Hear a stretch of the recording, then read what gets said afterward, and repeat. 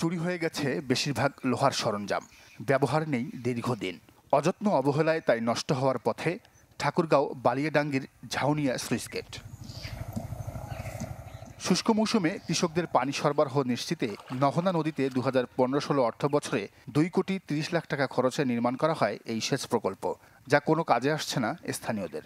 কোনো কাজে লাগতেছে না, রাস্তা হয় নাই, ব্রিজটা কাজ হয় নাই, আবার রাস্তা ভাঙে গেছে। সুইচ গেটের দিয়ে আগে টাকাগুলো যেগুলো খরচা বয় করছে সব বিফলে গেছে আর কি। আমাদের সুইচ গেট একদিকে আপনার পানি যাচ্ছে আর একদিক দিয়ে। শুধু তাই নয়, সংযোগ সড়ক না থাকায় ব্যবহার করা যাচ্ছে না স্লুইস গেটের উপর নির্মিত সেতু। স্থানীয়দের অভিযোগ, নির্জন হওয়ায় পরিণত হয়েছে মাদকসেবীদের আখড়ায়। সুইচ গেটের সাথে যে রাস্তা হওয়ার কথা ছিল এখনো কিন্তু রাস্তা হয়নি। আমাদের সুইচ গেট থেকে নদীটা ভাঙে চলে গেছে, এখানে কোনো সেচ দেওয়ার কোনো ব্যবস্থা নাই। স্থানীয় সরকার প্রকৌশল অধিদপ্তর বলছে, আকস্মিক বন্যায় নদীর স্রোতের মুখ বদলে গিয়ে তৈরি হয়েছে এই পরিস্থিতি। আর শিগগিরই নদী খনন ও পার ভাঙন রোধে প্রকল্প নেওয়ার আশ্বাস দিলেন পানি উন্নয়ন বোর্ডের কর্মকর্তা।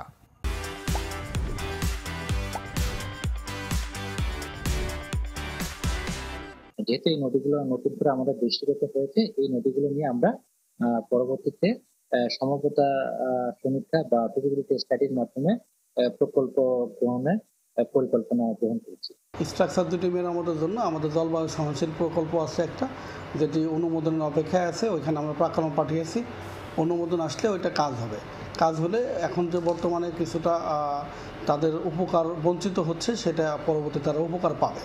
এদিকে হতাশা বাড়ছে দেশের দ্বিতীয় বৃহৎ মেঘনা ধনাগদা সেচ প্রকল্প নিয়েও। চাঁদপুর মতলব উত্তরের এই সেচ প্রকল্প এলাকায় দিন দিনেই কমছে কৃষি জমির পরিমাণ।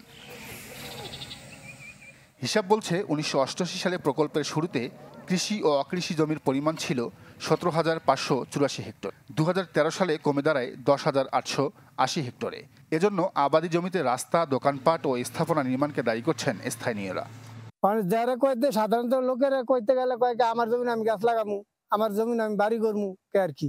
জমিন মানুষে কিনে মনপুর অনেক দেশের থেকে বিভিন্ন জায়গার থেকে মাঝে কদুর কিনে আইনা ওইখানে মাটি বসে বইয়া বইয়া তোর চতুর্দিকে আমাদের জায়গাগুলি নষ্ট হয়ে জায়গা। কৃষি অফিসের হিসাবে 2022-23 অর্থ বছরে প্রকল্প এলাকায় ধান উৎপন্ন হয় মাত্র 25,672 টন। কৃষি কর্মকর্তা বলছেন, অপরিকল্পিত বাড়িঘর নির্মাণ বন্ধ না হলে রক্ষা পাবে না কৃষি জমি। আমরা কৃষকদেরকে মোটিভেট করতে চেষ্টা করছি যে কৃষি জমি যেন তারা নষ্ট না করে, নাহলে ভবিষ্যতে জনসংখ্যা বৃদ্ধির সাথে সাথে আমাদের খাদ্য উৎপাদন চ্যালেঞ্জ হয়ে যাব।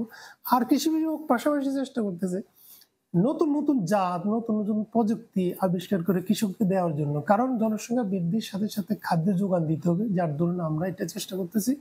খাদ্য উৎপাদন বাড়াতে 1988 সালে বাস্তবায়ন করা হয় এই সেচ প্রকল্প।